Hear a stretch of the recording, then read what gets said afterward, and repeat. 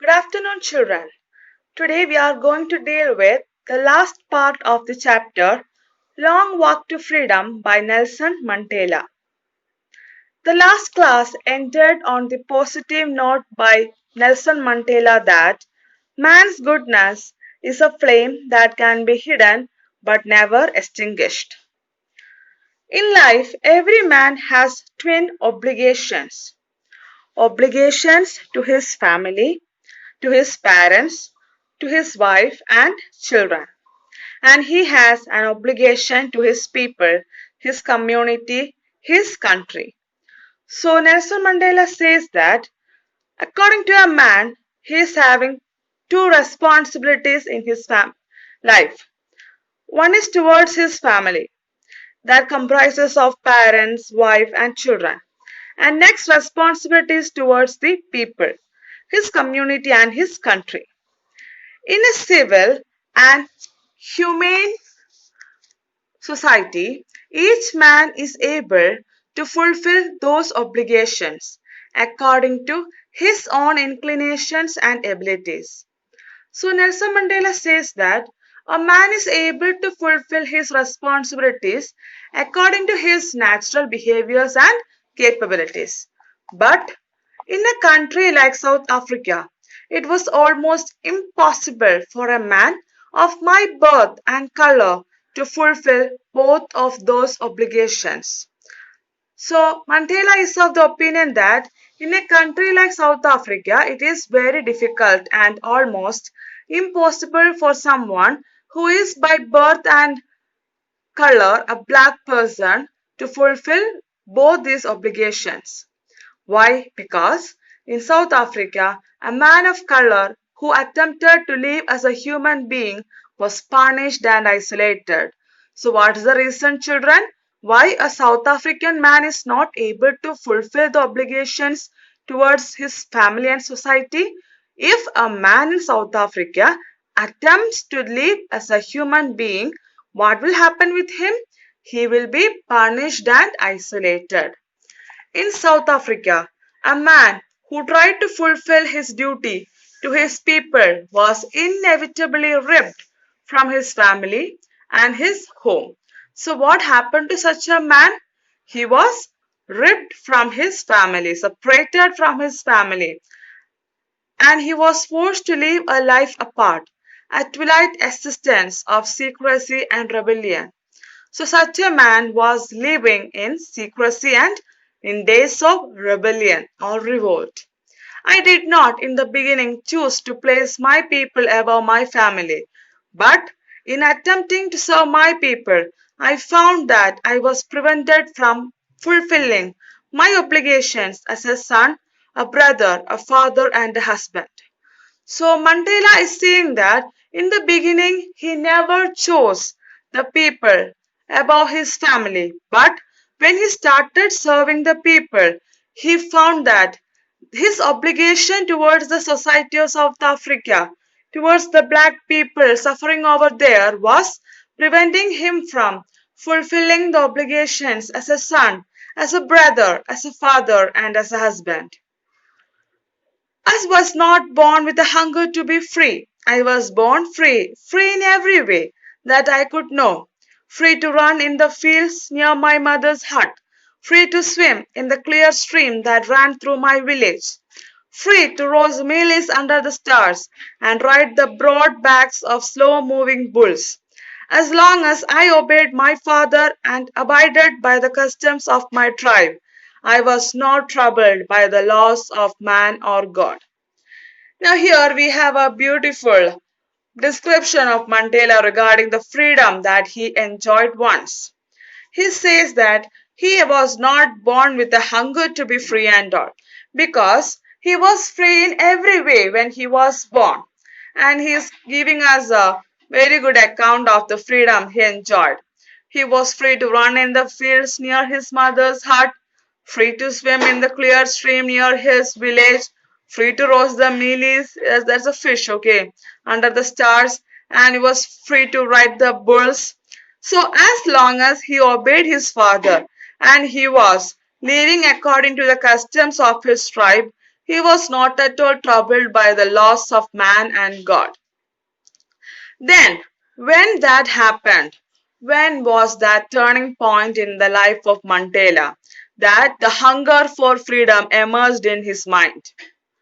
It was only when I began to learn that my boyhood freedom was an illusion, when I discovered as a young man that my freedom had already been taken from me, that I began to hunger for it. At first, as a student, I wanted freedom only for myself, the transitory freedoms of being able to stay out night, read what I pleased, and go where I chose. Later, as a young man in Johannesburg, I yearned for the basic and honorable freedoms of achieving my potential, of earning my keep, of marrying and having a family.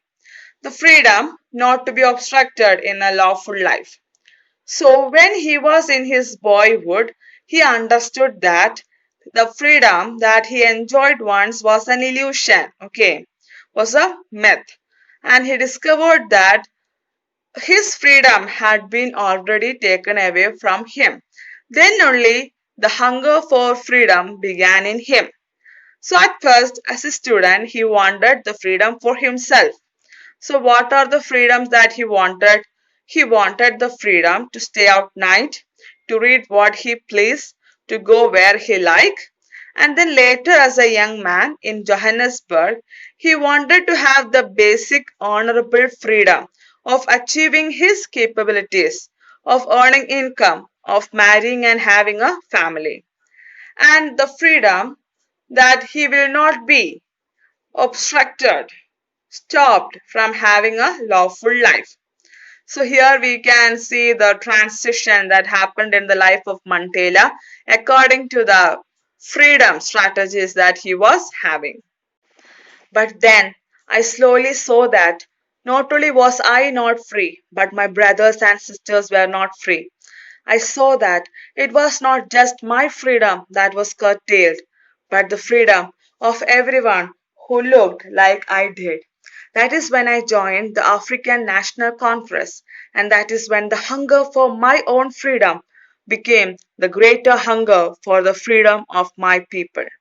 So here we can see that turning point. Then he slowly realizes that not only his freedom was taken away, but also the freedom of his brothers and sisters. Their freedom was also reduced. The freedom of everyone who looked like him, the black people. Then he decided to join the African National Congress because he realized the hunger for his own freedom was greater than the hunger for the freedom of his people. So he is having the urge to attain freedom for his people. It was this desire for the freedom of my people to live their lives with dignity and self-respect that animated my life, that transformed a frightened young man into a bold one, that drove a law-abiding attorney to become a criminal, that turned a family-loving husband into a man without a home, that forced a life-loving man to live like a monk. Okay, now we have a long list of the changes that happened in the life of Mandela when he has devoted himself to attain the freedom of his people. So, the desire for the freedom, the desire that his people may have the lives with dignity and self-respect changed his life. It transformed him from a frightened young man to a bold one. It made a law-abiding attorney to a criminal. It turned a family-loving husband to a man without a home. And it forced a life-loving man to live like a secluded monk. So children, very important transformations of Mandela's life. Mark it up and learn it. I am no more virtuous or self-sacrificing than the next man. But I found that I could not even enjoy the poor and limited freedoms I was allowed when I knew my people were not free. Freedom is indivisible. The chains on any one of my people were the chains on all of them. The chains on all of my people were the chains on me. Okay, children, he says that he is no more a virtuous, self-sacrificing man and all. What he found was that the freedom was limited. The poor people were not able to enjoy the freedom. So according to Mandela, freedom is indivisible. Underline children, freedom is indivisible. If any people was on chains according to him, then everybody was on chains. If anyone's freedom is curtailed, then everybody's freedom is curtailed. I knew that the oppressor must be liberated just as surely as the oppressed. So children, who is the oppressor noted here? It is a white man and the oppressed are the black people. A man who takes away another man's freedom is a prisoner. He is a prisoner of hatred. He is locked behind the bars of prejudice and narrow-mindedness. I am not truly free if I am taking away someone else's freedom, just as surely as I am not free when my freedom is taken from me. The oppressed and the oppressor alike are robbed of their humanity. Now, there's a very important note on which the chapter is ending up. He says that both the people need to be liberated or saved. Who are these two people? The oppressor, the white people, and the oppressed, the black people. Because a man who takes away another man's freedom is also a prisoner. What kind of a prisoner he is? He is a prisoner of hatred. And he is locked behind the bars of prejudice. See, prejudice means you don't like someone and there is no reason for it. And narrow-mindedness. And he says that he is also not free if he is taking away somebody else's freedom. So both of them, the oppressed and the oppressor, are robbed of their humanity. So there is no humanity existing in the oppressed and the oppressor. So Nelson Mandela has beautifully portrayed his feelings in his autobiography regarding the attainment of democracy of South African people. Okay, children, let's recollect what all we learned in today's chapter. So Mandela recalls what freedom has meant to him at the different stages of his life. As a child, freedom meant to him the freedom to run in the fields. As a student, it meant the freedom to read what he liked and to go where he liked. As a young man, it meant the freedom to develop his potential, the freedom to earn his living, and the freedom to marry and have a family. But then he realized that all these were transitory freedoms. Now freedom to him meant the freedom of everyone who looked like him. In other words, the freedom of all African people. Mandela says that his hunger for freedom filled him with courage. It changed him from a frightened young man into a bold one. Now he realized that he couldn't call himself free unless each one of his people was free. The chains on any one of my people were the chains on me, he says. Mandela does not find any difference between the oppressor and the oppressed.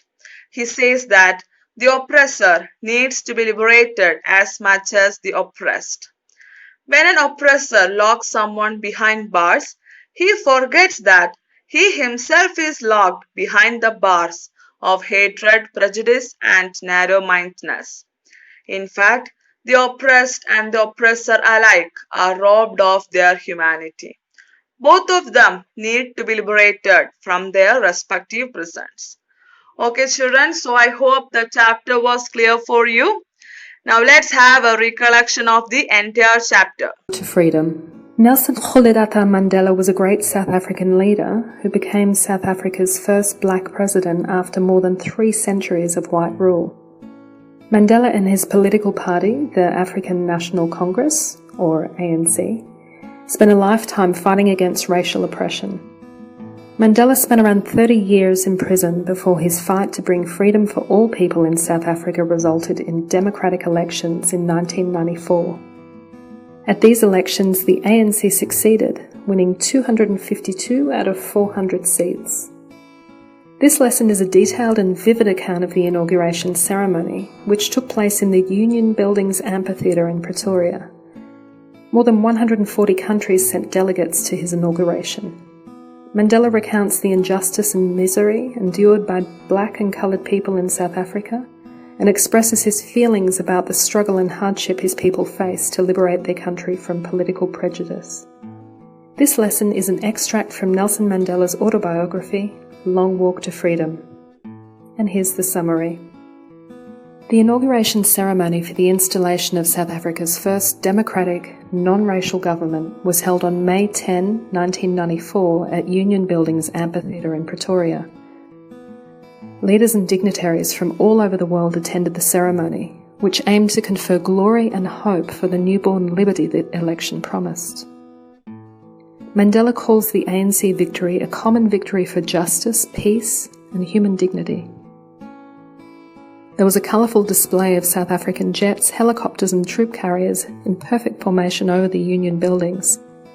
This display is especially significant because it demonstrated the military's loyalty to the new free and fairly elected government, which was remarkable given that for many decades this same military had carried out atrocities and subjugated coloured people under the orders of the former apartheid government. The highest-ranking generals in South Africa's defence forces and police saluted Nelson Mandela, the first black president of South Africa, and both the new and old national anthems were played. Nelson Mandela recounts how in the first decade of the 20th century, white settlers to South Africa began to erect a system of racial domination, later termed apartheid, to suppress any non-white-skinned inhabitants of the land. In the closing decade of the 20th century, the apartheid system was overturned and replaced by a new politically enshrined recognition of the rights and freedom of all people, regardless of the colour of their skin. This result was the product of unimaginable sacrifice by tens of thousands of people for the sake of achieving freedom from racial discrimination. Nelson Mandela says the decades of oppression and brutality under the apartheid system created a deep and lasting wound in his country and his people. But it also produced a large number of people, black, coloured and white, who possessed extraordinary courage, wisdom and generosity. Mandela learnt the meaning of courage from these people, discovering that courage is not the absence of fear, but the triumph over it. Nelson Mandela tells us that no one is born hating another person because of the colour of his skin, his background, or his religion. Rather than hate, love comes more naturally to the human heart. Man's goodness is a flame that can be hidden but never extinguished. He further says that in life, every man has twin obligations. Obligations to his family, his parents, his wife and children, but also he has an obligation to his people, his community and his country. But in South Africa, it was not possible to fulfill both obligations for a man of Mandela's birth and colour. At that time, a man of colour who attempted to live as a human being was punished and isolated. As a boy, a student and a young man, Nelson Mandela believed that he was born free. Though not born with a hunger to be free, he later realised neither he nor his brothers and sisters were free. The hunger for his own freedom then became a greater hunger for the freedom of all people. This desire for all people to have the right to live their lives with dignity and self-respect transformed him. He joined the ANC, became bold, was forced into homelessness, spending 30 years in prison, and lived like a monk. He could not even enjoy the limited freedoms he was extended because his people were not free. He believed the oppressor as well as the oppressed must be liberated. For the oppressed and the oppressor alike are robbed of their humanity. So children, I hope you were able to recollect all the points. Read the text thoroughly, read it 3 or 5 times. Your notes will be shared in your respective class groups. So learn the chapter well. So in next class, we will be dealing with next chapter. So for the time being, stay safe, stay home, stay blessed. Thank you and have a nice day.